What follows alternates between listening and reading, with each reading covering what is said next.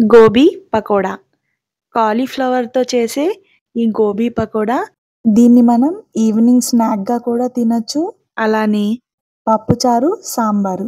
దాని కాంబినేషన్‌లో కూడా చాలా బావుంటుంది. హలో అండి అందరికీ.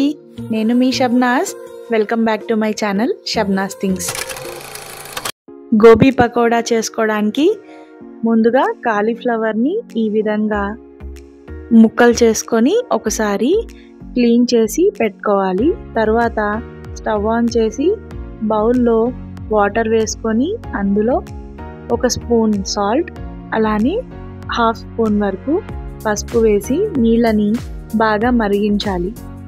నీళ్లు మరిగి ఒకసారి పొంగు వచ్చిన తర్వాత మనం కాలీఫ్లవర్‌ని ముక్కలు చేసి క్లీన్ చేసి పెట్టుకున్నాం కదా, వాటిని ఈ మరుగుతున్న నీళ్ళల్లో వేసి ఒక 2 మినిట్స్ వరకు కుక్ చేసుకోవాలి.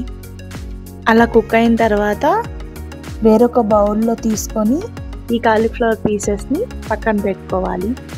ఈ విధంగా పసుపు, ఉప్పు వేసి నీళ్ళల్లో మరిగించడం వల్ల అందులో ఉన్న డస్ట్ పార్టికల్ ఏమున్నా సరే బయటికి వచ్చేస్తుంది.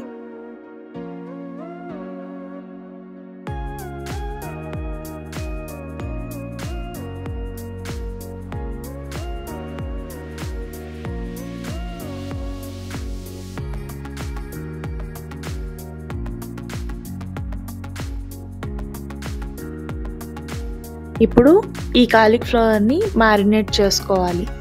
ఈ మ్యారినేషన్లో కార్న్‌ఫ్లోర్, శనగపిండి, అల్లం వెల్లుల్లి పేస్ట్, పసుపు, ఉప్పు, కారం, గరం మసాలా, కొంచెం మిరియాల పౌడర్ ఇవన్నీ వేసి చక్కగా మొత్తం కలుపుకొని కాలీఫ్లవర్ని మ్యారినేట్ చేసుకోవాలి.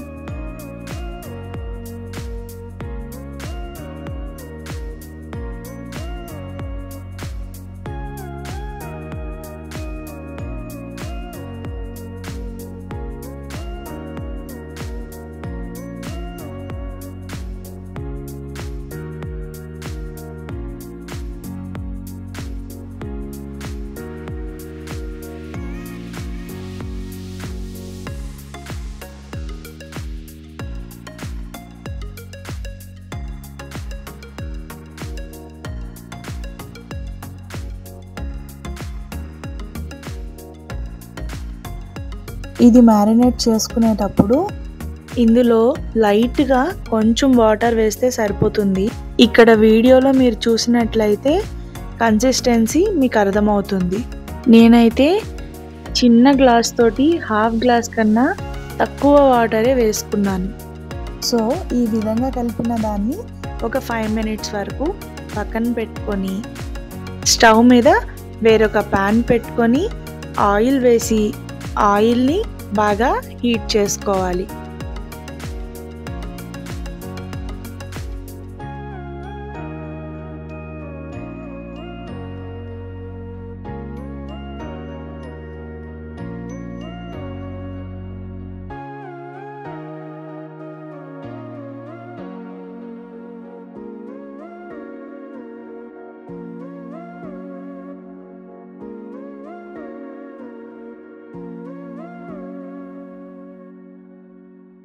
ఆయిల్ బాగా హీట్ అయిన తర్వాత మ్యారినేట్ చేసుకున్న కాలీఫ్లవర్ని వీడియోలో చూపిస్తున్నట్లు విడివిడిగా ఒక్కొక్కటిగా ఆయిల్లో డీప్ ఫ్రై చేసుకోవాలి.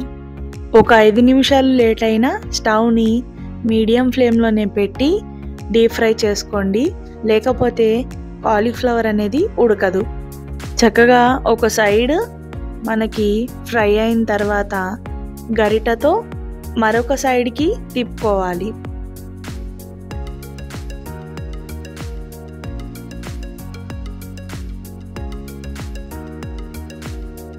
రెండు వైపులా చక్కగా ఫ్రై అయిపోతే మనకి ఈ విధంగా వీడియోలో చూపిస్తున్నట్లు చక్కగా గోబీ పకోడా అయితే ఫ్రై అయిపోతుంది. ఈ విధంగా ఫ్రై అయిన పకోడాని వేరొక బౌల్లో సర్వ్ చేసుకొని ఇదే ఆయిల్లో కరివేపాకు, సన్నగా తరిగిన కొత్తిమీర, అలానే పచ్చిమిర్చి చీలికల్ని కూడా ఫ్రై చేసుకోవాలి. నేను ఇందులో జీడిపప్పు అయితే వేసి మీకు చూపించట్లేదు. జీడిపప్పు అనేది ఆప్షనల్. జీడిపప్పు కూడా ఫ్రై చేసి వేసుకుంటే బాగుంటుంది. సో ఈ విధంగా ఫ్రై చేసుకున్న కరివేపాకు, కొత్తిమీర, పచ్చిమిర్చిని మనం ఫ్రై చేసి పెట్టుకున్న కాలీఫ్లవర్లో వేసి కలుపుకొని చక్కగా వేడి వేడి గోబీ పకోడాని సర్వ్ చేసుకోవడమే. నేను చేసినట్టు మీరు కూడా ఒకసారి నా రెసిపీని ట్రై చేసి చూడండి.